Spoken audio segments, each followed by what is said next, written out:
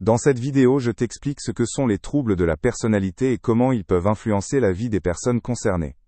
Tu découvriras quel type de troubles de la personnalité existent et comment ils se manifestent. Les troubles de la personnalité sont des schémas durables de pensée, d'émotions et de comportement qui s'écartent des normes de la société. Ces schémas peuvent entraîner des difficultés dans la vie quotidienne, par exemple dans les relations ou au travail. Les personnes atteintes de troubles de la personnalité ont souvent du mal à réguler leurs émotions. Elles réagissent souvent différemment aux situations que la plupart des autres. Les causes des troubles de la personnalité sont multiples et peuvent inclure à la fois des facteurs génétiques et des facteurs environnementaux. Un environnement difficile ou traumatique pendant l'enfance peut jouer un rôle. Des expériences comme la négligence ou les abus peuvent également contribuer au développement d'un trouble de la personnalité. Parfois, une prédisposition génétique est aussi responsable de ces troubles. Il existe différents types de troubles de la personnalité, chacun présentant des schémas de comportement distincts. Parmi les plus connus figurent le trouble de la personnalité narcissique et le trouble borderline. Chaque trouble se manifeste à sa manière, mais tous ont en commun de compliquer la vie quotidienne de la personne touchée. Les troubles peuvent se manifester dans le comportement, la perception et les relations avec les autres.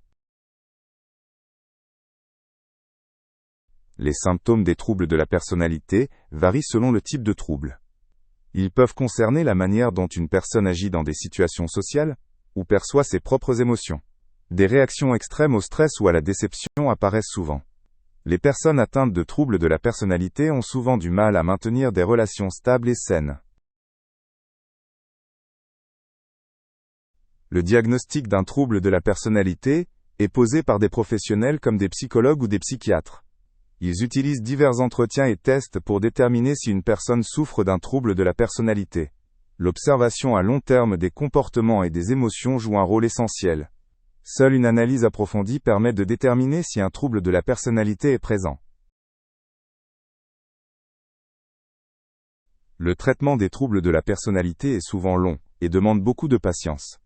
Dans de nombreux cas, une psychothérapie est utilisée pour aider les patients à reconnaître et modifier leur schéma de comportement.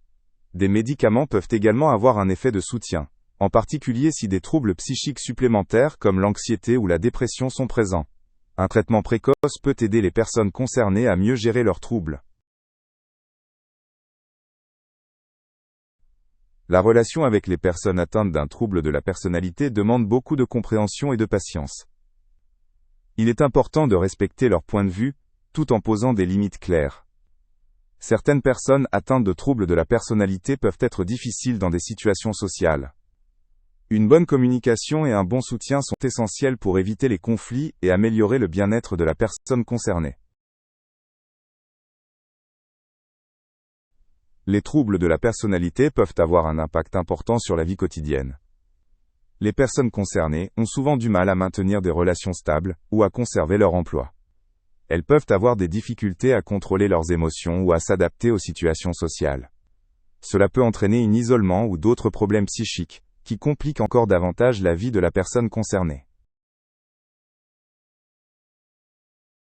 Bien que les troubles de la personnalité résultent souvent d'une combinaison de facteurs génétiques et environnementaux, certaines mesures peuvent réduire le risque. Un environnement stable et favorable durant l'enfance peut avoir une influence positive sur le développement psychologique. Une détection et un traitement précoce des problèmes émotionnels peuvent également aider à prévenir l'apparition de troubles de la personnalité. Cependant, la prévention n'est pas toujours possible en raison de la diversité des causes.